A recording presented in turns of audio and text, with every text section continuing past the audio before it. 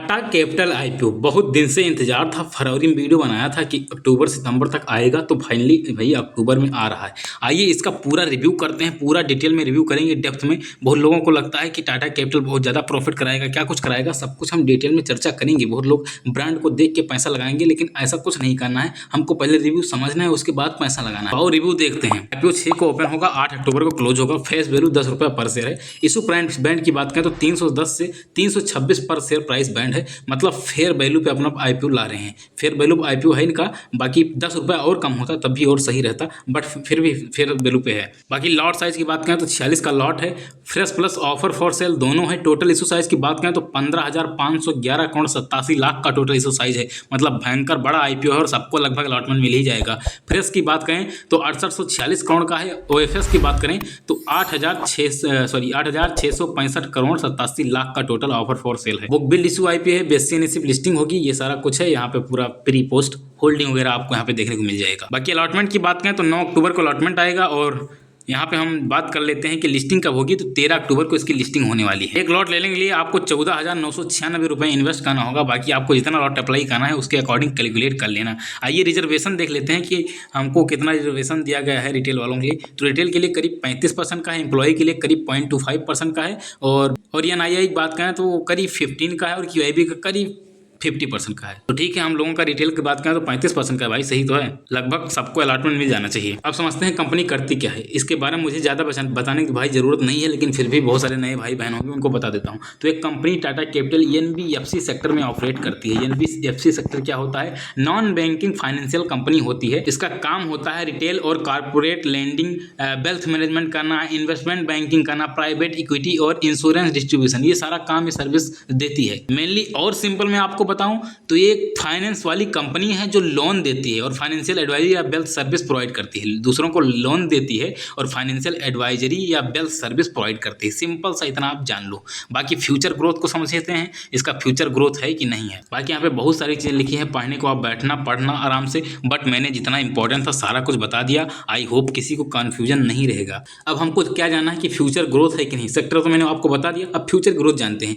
तो देखो भाई, फ्यूचर ग्रोथ इसका है। कैसा फ्यूचर ग्रोथ है, रीजन क्या है जो आप कह रहे हो फ्यूचर ग्रोथ है? तो देखो, इंडिया में जो है क्रेडिट का डिमांड आप देखोगे लगातार बढ़ रहा है, लगातार बढ़ रहा है। हाउसिंग हो गया, ऑटो हो गया, एसएमई लोन्स हो गए, ये सारे लोन लगातार बढ़ रहे हैं। कंजम्पशन लोन ये सब बढ़ रहे हैं, और इस वजह से इसमें आपको ग्रोथ देखने को मिलेगा। साथ ही साथ आरबीआई का जो डिजिटल लैंडिंग और फाइनेंशियल इंक्लूजन है, उसकी वजह से भी एनबीएफसी सेक्टर ग्रोथ करेगा। तो इस वजह से एनबीएफसी सेक्टर ग्रोथ करेगा भाई। Last but not list, Tata group की कंपनी है, तो समझ रहे हो ना टाटा का ब्रांड वैल्यू इंडिया में कितना ज्यादा है। तो इस वजह से भी इसमें डिमांड तो रहना ही रहना। तो आई होप मैंने आपको सेक्टर क्लियर कर दिया है, फ्यूचर ग्रोथ है कि नहीं उसको क्लियर कर दिया है। फ्यूचर ग्रोथ है, सेक्टर भी सही है, और इस सेक्टर में जो है डेट ज्यादा रहता है कंपनी के ऊपर, तो उसको घबराना नहीं है भाई। बाकी पीयर के मुकाबले ज्यादा ना हो तो ठीक है। आइए देखते हैं कैसा है। प्रॉफिट की बात करें तो 2945 करोड़ का प्रॉफिट हुआ था 2023 में।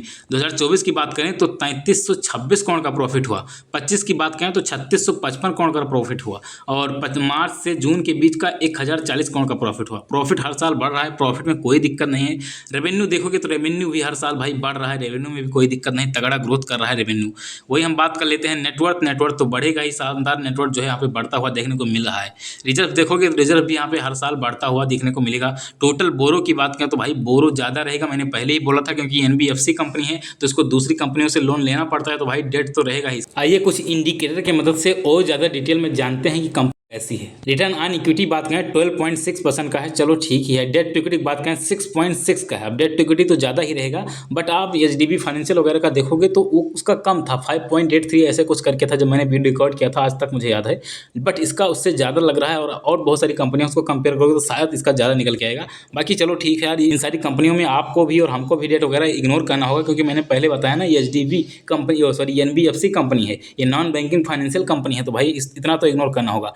रिटर्न ऑन नेटवर्थ की बात करें तो करीब 11% का है। प्राइस टू बुक वैल्यू 4.1 का है, ये तो चलो ठीक है। ईपीएस की बात करें 9.81 का है। पीई की बात करें 33.24 का पीई। तो आइए पीयर का कंपेरिजन करते हैं, तभी हमको ज़्यादा सही लगेगा कि आखिर कौन सा बेहतर है, कौन सा अच्छा है, कौन सा नहीं है। तो यहाँ पे आप देखोगे टाटा कैपिटल का ईपीएस है 9.3 का, और सबका ईपीएस यहाँ पे देखोगे तो उन सबका ज़्यादा चल रहा है। सुंदरम फाइनेंस का देखोगे 170.53 का भाई चल रहा है ईपीएस। एचडीबी फाइनेंशियल का देखोगे 27.4 का चल रहा है, अभी कुछ दिन पहले इसका आईपीओ आया था।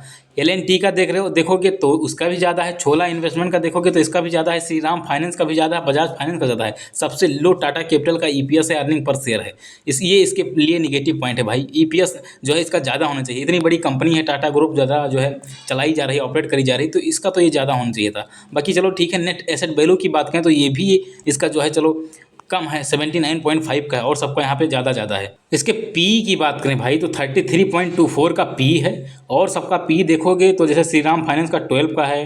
एचडीबी फाइनेंशियल सर्विस का देखोगे तो 28 का है। यहाँ सुंदरम फाइनेंस का देखोगे तो करीब 27 का है, और सबका कम है। और आई थिंक बजाज फाइनेंस से इसका पी ठीक है, बजाज फाइनेंस से ठीक है, और छोला इन्वेस्टमेंट के इसका आसपास पी है। तो इन दोनों के कंपेयर के बराबर आ रहे हैं। बाकी और सबसे तो इनका भाई पी ज़्यादा है। रिटर्न ऑन नेटवर्थ देखोगे तो रिटर्न ऑन नेटवर्थ भी भाई कम है, और सबका रिटर्न ऑन नेटवर्थ जो है 17.35, 16.83 है, 18 का है। बट इसका जो है बहुत ही कम लग रहा है। केवल एलएनटी फाइनेंस से ज़्यादा है, और सबसे तो कम ही है। तो ये सारे निगेटिव पॉइंट हैं। ये सारे इसके जो है निगेटिव पॉइंट भाई यहाँ पे आपको देखने को मिल जाएंगे। प्राइस टू बुक वैल्यू इसका चेक करोगे तो वो बजाज और एचडीबी के लगभग क्लोज आपको मिलेगा।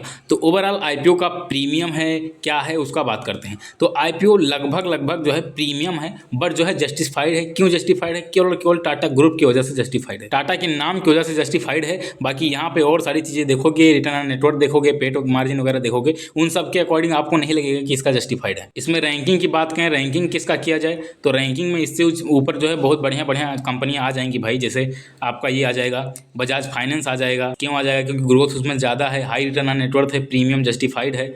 और आपका ये हो गया सुंदरम फाइनेंस, ये सब आ जाएगा। श्रीराम फाइनेंस भी आ जाएगा। तो ये तो रहा इसका भाई पेयर कंपेरिजन। मैंने पेयर कंपेरिजन पूरा किया है, A to Z pair comparison किया है। उसके अकॉर्डिंग बता रहा हूँ कि टाटा कैपिटल कहीं ना कहीं इन सबसे जो है पीछे है। एलएनटी फाइनेंस वगैरह से ठीक है, और एक दो कंपनी से थोड़ा बहुत सही है, बाकी और सबसे तो पीछे चल रहे हैं। तो बात कर लेते हैं फंडामेंटली कंपनी स्ट्रांग है कि नहीं है। गुड है, इसका फंडामेंटल गुड है, एकदम स्ट्रांग नहीं है। रीजन क्या है गुड होने का? रीजन मैं आपको बता देता हूँ। पहला रीजन है टाटा ग्रुप के द्वारा जो है ऑपरेट किया जाता है। दूसरा रीजन है इसके पास डाइवर्सिफाइड जो है प्रोडक्ट हैं, साथ ही साथ पैन इंडिया में प्रेजेंस है, और इसका हाई क्रेडिट रेटिंग है। ये तो आपको पता ही होगा। कंसिस्टेंट प्रॉफिट ग्रोथ कर रहे हैं, तो इन सब वजह से एक जो है गुड की कैटेगरी में आ रहे हैं। साथ ही स्ट्रॉन्ग में क्यों नहीं आ रहे हैं उसका रीजन भाई स्ट्रॉन्ग ना आने का है, लो रिटर्न ऑन नेटवर्थ है। साथ ही आप देखोगे डेट टू इक्विटी जो है पेयर्स के मुकाबले ज़्यादा कहीं ना कहीं है, और ईपीएस वगैरह भी बहुत ज़्यादा कम चल रहा है। तो इन सब वजह से जो है एकदम स्ट्रॉन्ग पे नहीं आएंगे। गुड हम कह सकते हैं, या एबव गुड, गुड से ऊपर की जो कैटेगरी होती है वो थोड़ा बहुत कह सकते हैं, बट एकदम स्ट्रॉन्ग नहीं कह सकते। जीएमपी देखते हैं, कॉस्टेक रेट पे भी डेटा देखेंगे कि वहाँ का प्रीमियम क्या चल रहा है, और यहाँ जीएमपी